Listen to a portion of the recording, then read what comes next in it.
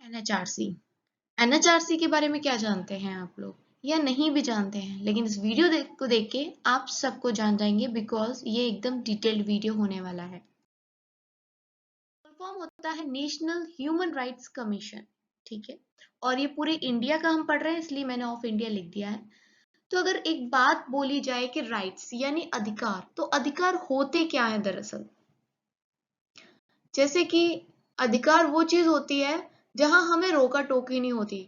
हमें हमारे संविधान ने यानी कॉन्स्टिट्यूशन ने जीने का अधिकार दिया है, यानी कोई हमें हमारी जिंदगी से वंचित नहीं कर सकता। अगर करता है कोई किसी का मर्डर, किसी की जिंदगी कोई छीन रहा है, तो वो क्या हो जाएगा, वो गलत होगा और उसको सजा मिलेगी। यानी कि हमें जो राइट मिला है जीने का, हमें राइट मिला है पढ़ने का, right to education, right to information, ये सब हमारे अधिकार हैं, ठीक है। तो ये सारे हमें अधिकार मिला है। और कौन से अधिकार हमें नहीं मिला है? हमें चोरी करने का अधिकार नहीं मिला, हमें मर्डर करने का अधिकार नहीं मिला, क्राइम करने का अधिकार नहीं मिला। तो ये सारे अधिकार हैं जो हमें मिले हैं और हम पढ़ने वाले हैं नेशनल ह्यूमन राइट्स के बारे में। एक इंट्रोडक्शन आपको बताती हूँ। ये जो ह्यूमन राइट्स कमीशन है, यानी कि ये जो आयोग है, ये एक स्टैट्यूटरी पब्लिक बॉडी है, यानी कि कॉन्स्टिट्यूशन में इसका जिक्र पहले से नहीं था। ये कोई संवैधानिक निकाय नहीं है, इसको एक एक्ट के द्वारा बनाया गया है और वो एक्ट है protection of human rights act 1993।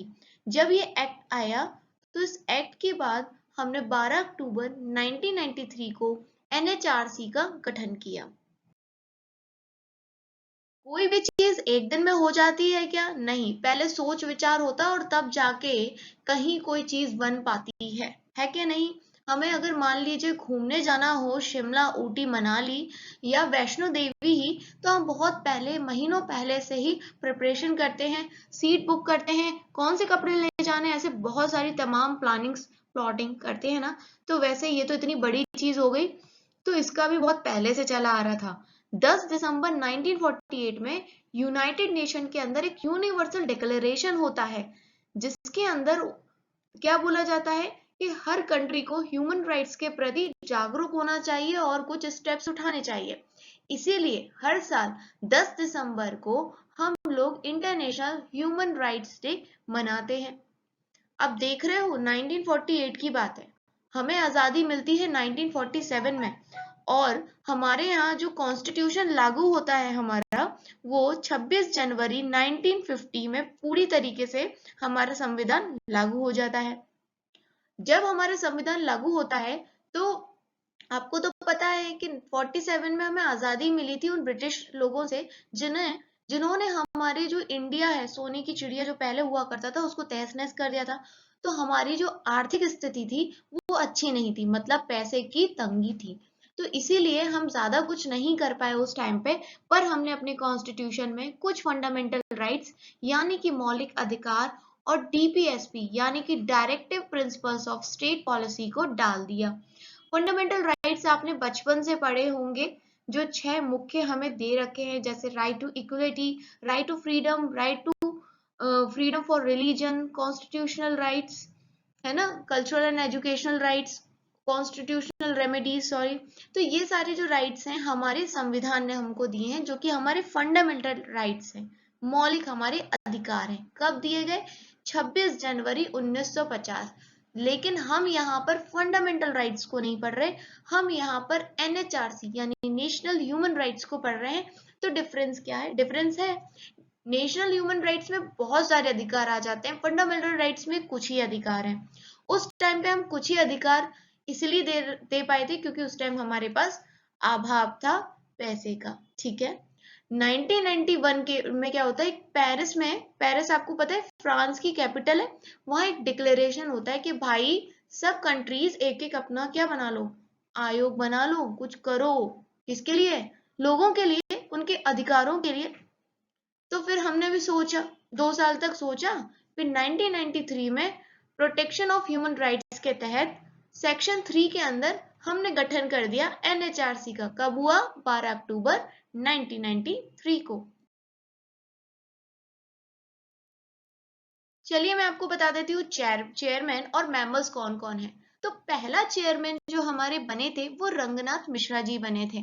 आज के टाइम पे हमारे चेयरमैन अरुण कुमार मिश्रा हैं, वो भी मिश्रा ये भी मिश्रा, सही है ना।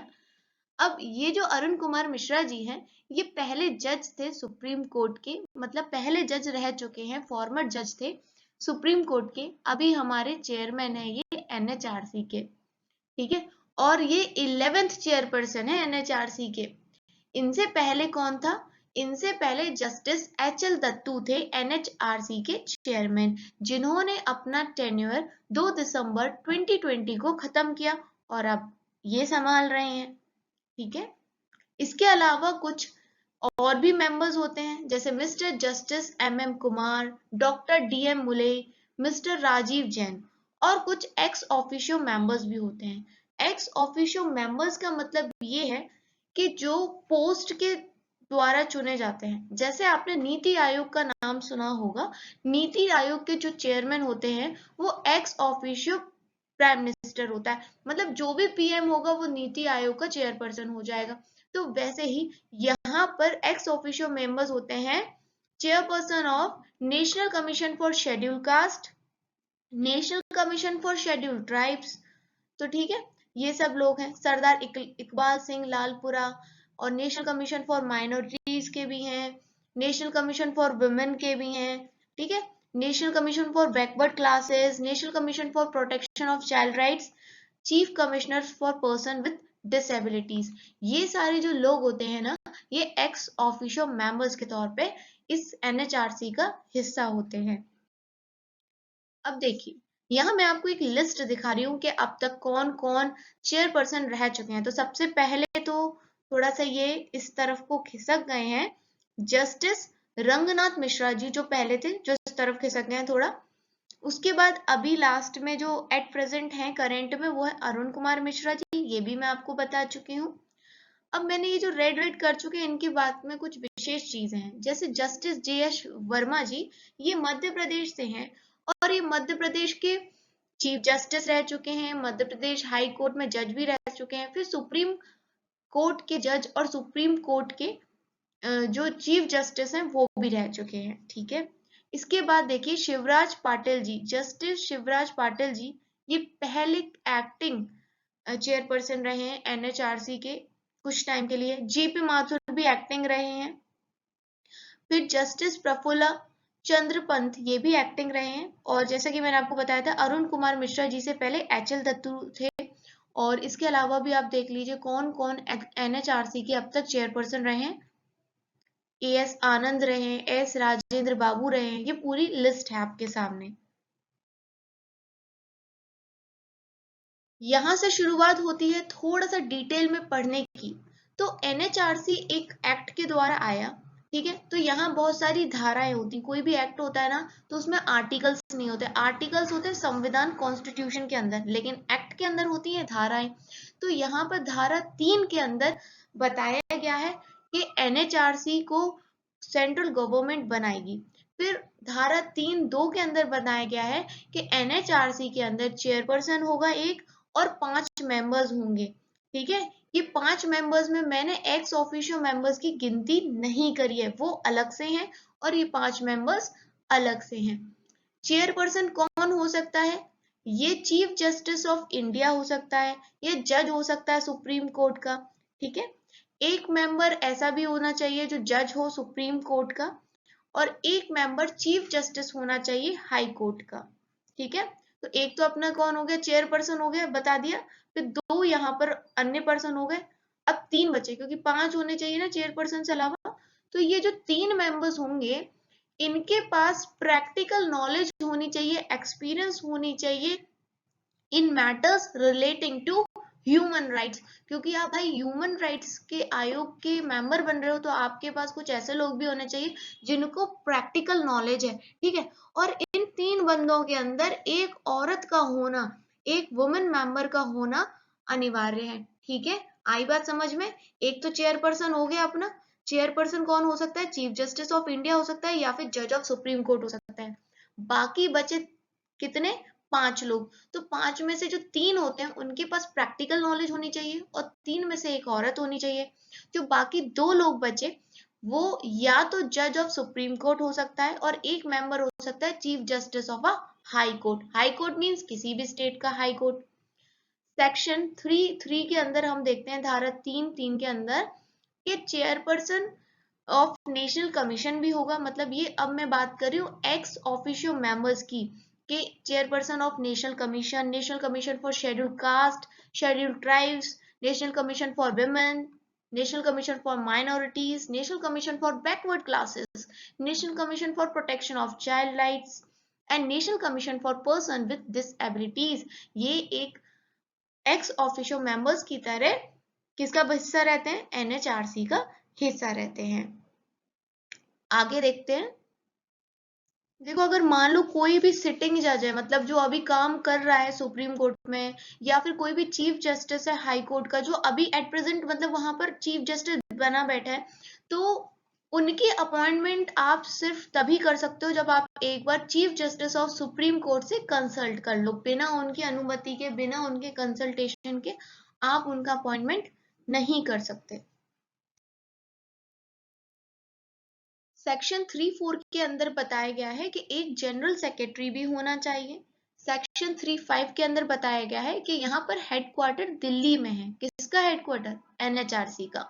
और अगर ये एनएचआरसी चाहे तो और भी अपने रीजनल ऑफिस बना सकती है, लेकिन उसके लिए इनको क्या लेना पड़ेगा? अनुमति लेनी पड़ेगी। ठीक है, अब आ जाते हैं हम सेक्शन 4 पे, जो अपॉइंटमेंट की बात करता है चेयरमैन और मेंबर्स की। तो कौन करता है इनकी अपॉइंटमेंट? दरअसल इनकी अपॉइंटमेंट प्रेसिडेंट ऑफ इंडिया करते हैं। लेकिन क्या प्रेसिडेंट ऑफ इंडिया अपने मन से किसी को भी उठा के बना देते हैं क्या मेंबर? नहीं नहीं, इनको रिकमेंडेशन देती है कमिटी, और उस कमिटी में कौन कौन होता है ये हमको पढ़ना है। तो उस कमिटी में होते हैं प्राइम मिनिस्टर, जो कि चेयरपर्सन होते हैं कमिटी के, home minister, leader of opposition in Lok Sabha, leader of opposition in Rajya Sabha, speaker of Lok Sabha and deputy chairman of Rajya Sabha. ये सारे लोग मिलके एक कमिटी बनाते हैं, फिर अपने सजेशंस प्रेसिडेंट को देते हैं, और प्रेसिडेंट फिर क्या करता है? अपॉइंटमेंट कर देता है एनएचआरसी के मेंबर्स का। इतनी सी बात है। सेक्शन 4(2) के अंदर appointment of chairman and member के बारे में बताया गया है कि आप इसको डिसमिस नहीं कर सकते ये बोल के कि जब ये सारी चीजें हो रही थी तब सिलेक्शन कमेटी का कोई भी मेंबर एब्सेंट था। बात समझ रहे हो? जैसे कि ये मान लो इस पूरी कमेटी में कोई leader of opposition in the Rajya Sabha ये नहीं आए, जब हम कंसल्टेशन कर रहे थे तब ये राज्यसभा के जो ऑपोजिशन लीडर है वो नहीं आए, वो एब्सेंट हो गए। ठीक है, और फिर ये आके बोलते हैं कि भाई मैं तो था नहीं, तुमने अपॉइंटमेंट कैसे कर दी, कैसे सजेशन दे दिया? तो क्या इनकी बात मानी जाएगी? नहीं मानी जाएगी। एक बार बोल दिया तो बोल दिया। ठीक है, तो एक बार जो अपॉइंटमेंट्स हो गई तो वो हो गई। ठीक है, किसी के ना रहने से, किसी कमेटी के मेंबर के एब्सेंट रहने से वो मेंबर्स को डिसमिस नहीं किया जा सकता। ये है इसका मतलब। सेक्शन 5 बात करता है रेजिग्नेशन एंड रिमूवल की। रेजिग्नेशन यानी कोई खुद एनएचआरसी का मेंबर छोड़ छाड़ के जाना चाहता हो तो वो अपना रेजिग्नेशन लेटर किसको दे सकता है? प्रेसिडेंट को दे सकता है। ठीक है, और फिर वही सारे, और अगर इनको हटाना हो, मान लो कोई ढंग से काम नहीं कर रहा है या कोई और बात है, इनको हटाना हो, इनका रिमूवल करना हो, तो वही सारे प्रोसीजर्स हैं जो बाकी कॉन्स्टिट्यूशनल बॉडीज में भी हमें देखने को मिल जाते हैं। कि अगर मान लीजिए इनका बिहेवियर ठीक नहीं है या फिर ये इनकैपेसिटी है इनके अंदर, तो प्रेसिडेंट इनको हटा सकते हैं आफ्टर सुप्रीम कोर्ट बोल दे तो। मतलब सुप्रीम कोर्ट एक इंक्वायरी करेगा अगर प्रेसिडेंट बोल देता है, और जो भी सुप्रीम कोर्ट का निर्णय होगा वो प्रेसिडेंट लेते हैं और फिर इनको हटा देते हैं। ठीक है, अगर मान लीजिए इन और कैसे कैसे हटा सकते हैं, मान लीजिए ये दिवालिया हो गए, इंसॉल्वेंट हो गए, या फिर ये किसी और काम में भी एंगेज है जहां से इनको पैसा मिल रहा है तो भी इनको हटा दिया जाएगा। या फिर मान लीजिए कि इनका दिमाग काम नहीं कर रहा है, थोड़े सनकी हो गए हैं। ठीक है, यही मतलब है इसका, कि उनके दिमाग काम नहीं कर रहा है या उनका शरीर काम नहीं कर रहा है, इनकैपेबल है, अनसाउंड माइंड के हैं, या फिर इनके ऊपर कोई ऐसा केस चल जाए तो भी इनको हम हटा सकते हैं। अगर ये सारी बातें तो हम इनको नॉर्मली हटा सकते हैं, हम मतलब मैं या तुम नहीं, प्रेसिडेंट। ठीक है ना, तुम मत चले जाना हटाने के लिए। कि हम बोल रही हैं मैडम तो हम ही हटा दें, नहीं नहीं नहीं, प्रेसिडेंट हटा सकते हैं। लेकिन दो चीजों में प्रेसिडेंट खुद नहीं हटा सकते, वहां पर सुप्रीम कोर्ट की इंक्वायरी होती है। पहली चीज मिसबिहेवियर एंड सेकंड इनकैपेसिटी, ये आपको याद रखना है। यहाँ पर सुप्रीम कोर्ट इंक्वायरी करता है, बाकी सारी चीजों में प्रेसिडेंट रिमूव कर सकते हैं। सेक्शन 6 के अंदर बात करी गई है इनकी टर्म ऑफ ऑफिस की, मतलब कितने साल कितनी उम्र तक ये काम करते हैं। तो अगर चेयरपर्सन की बात करूं तो जिस दिन से इनकी ज्वाइनिंग हुई है तब से लेके 5 साल तक ये काम करते हैं, या फिर 70 साल की उम्र तक। 70 याद रखना, ज्यादातर सरकारी ऑफिस में या फिर बाकी अन्य बॉडीज में 65 या 62 एज रहती है, तो गलत मत कर देना। 70 ईयर्स तक ये लोग काम कर सकते हैं, या फिर 5 साल तक काम कर सकते हैं डेट ऑफ ज्वाइनिंग से लेके। मेंबर्स का किस्सा क्या है, तो भाई मेंबर्स का भी यही है कि वो 5 साल तक काम कर सकते हैं, या फिर जब तक वो 70 ईयर्स के नहीं हो जाते। ये वाली बात 2019 में ही बताई गई है, ठीक है, 2019 अभी अभी अमेंडमेंट हुआ था। और मान लो एक बार कोई एनएचआरसी का चेयरपर्सन या मेंबर बन गया तो वो फर्दर एम्प्लॉयमेंट नहीं ले सकता है, ना तो केंद्र सरकार के अंदर और ना ही राज्य सरकार के अंदर। देखिए सेक्शन 7 में बताया गया है कि अगर मान लीजिए किसी भी कारणवश कोई चेयरपर्सन अपनी ड्यूटीज को परफॉर्म नहीं कर पा रहा, उसकी सीट खाली है, या तो उनकी मृत्यु हो गई है, या फिर उनने रेजिग्नेशन दे दिया है, या कोई भी समस्या है, तो जो प्रेसिडेंट है वो क्या कर सकते हैं, किसी एक मेंबर को ऑथराइज कर सकते हैं कि भाई जब तक कोई और नया अपॉइंटमेंट नहीं हो रहा है आप एज अ चेयरमैन या चेयरपर्सन काम कर लीजिए, ठीक है। सेक्शन 8 में बताया गया terms and condition of service and chairperson. इसमें ये बोला गया कि एक बार आपने जो सैलरी या अलाउंसेस तय करती है किसी भी चेयरपर्सन या मेंबर के लिए, तो बाद में उनके अपॉइंटमेंट के बाद आप उनको चेंज नहीं कर सकते हो, जिससे उनका जो मेंबर है या चेयरपर्सन है उसका कोई डिसएडवांटेज हो।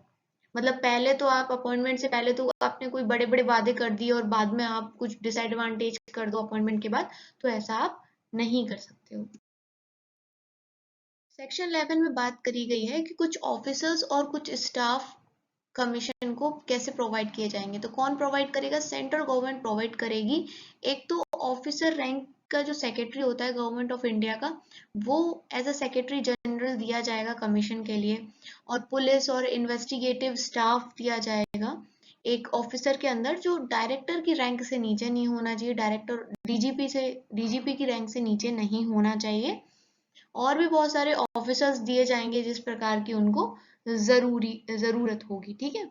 Subject to such rules as may be made by the central government in this behalf, the Commission may appoint such other administrative, technical and scientific staff as it may consider necessary. और अगर मतलब इनको जरूरत पड़ती है तो और दूसरा एडमिनिस्ट्रेटिव या टेक्निकल या साइंटिफिक, है ना, बहुत सारे केसेस में आपको पता है फॉरेंसिक लैब वगैरह की भी यूज होता है, तो इनको भी वो अपॉइंट कर सकती है।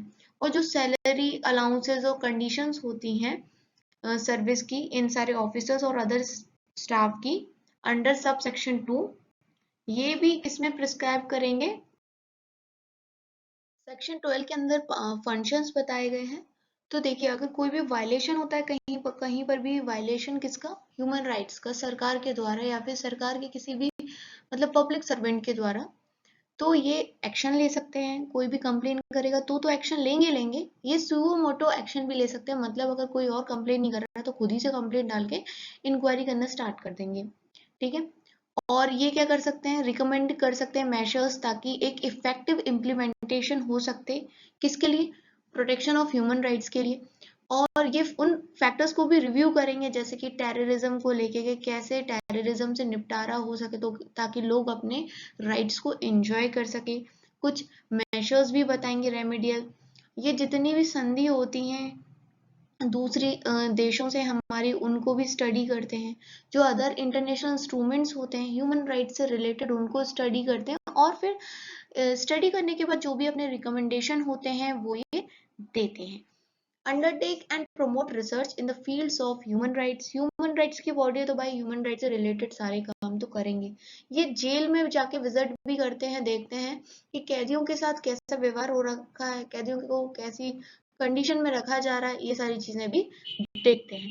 ठीक है, और ह्यूमन राइट्स एजुकेशन की भी बात करते हैं कि सोसाइटी में कैसे लोगों को अवेयर करा जा सके, कैसे प्रमोट कर सके, लोगों को कैसे बताएं ह्यूमन राइट्स के बारे में। ये उन एनजीओज को भी एनकरेज करते हैं और प्रमोट करते हैं जो एनजीओज ह्यूमन राइट्स में काम करते हैं, ह्यूमन राइट्स के लिए काम करते हैं।